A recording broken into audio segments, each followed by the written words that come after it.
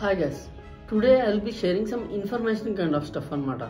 So రీసెంట్గా ఒక news అయితే వచ్చింది. ఏంటి అంటే చైనాలో జనాలు అసలు పెళ్ళిళ్ళు చేసుకోవడం మానేస్తారు. సో బేసిక్గా చైనాలో జనాలు పెళ్ళిళ్ళు చేసుకోవడం మానేస్తే మనకు వచ్చిన ప్రాబ్లం ఏంటి అని అనుకుంటే ఈ వీడియో ఎండింగ్ దాకా చూస్తే మీకు ఆ విషయం అర్థమైపోతుంది.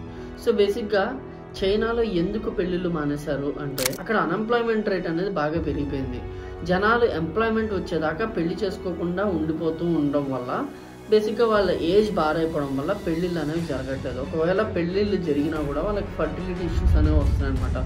సో ఇవన్నీ కాకుండా అసలు రెస్పాన్సిబిలిటీ ఎవరు తీసుకుంటారు అనే ఒక భావన వాళ్ళకి రావడంతో పెళ్ళిళ్ళు అనేవి చాలా తగ్గిపోయినాయి. దానివల్ల చైనా జనాభా తగ్గిపోయింది. మీరు చూసే ఉంటారు రీసెంట్ టైమ్స్లో ఇండియా చైనాని పాపులేషన్లో సర్పాస్ చేసింది. సో చైనాలో ఏంటంటే వృద్ధుల శాతం పెరిగిపోతుంది, అంటే ఓల్డ్ పీపుల్ నెంబర్ అనేది పెరిగిపోతుంది అనమాట. సో దీన్ని సరిచేయడానికి గవర్నమెంట్ కొన్ని ఇన్సెంటివ్స్ ప్రకటించింది అనమాట. ఒకవేళ పెళ్లి చేసుకుంటే ఇంత ఇస్తాము, లేకపోతే పిల్లల్ని కంటే ఇంత ఇస్తాము అనేది. ఇదంతా మనకెందుకు అనుకుంటే సో ఇండియా కూడా చైనా లాగే వెరీ సిమిలర్ ఇష్యూస్ ఫేస్ చేస్తుంది. సో ఇండియన్ యూత్ కూడా ఈ మధ్యకాలంలో అలాగే ఆలోచిస్తున్నారు, ఎందుకు పెళ్లి చేసుకోవడం అవసరం ఇలాంటివి.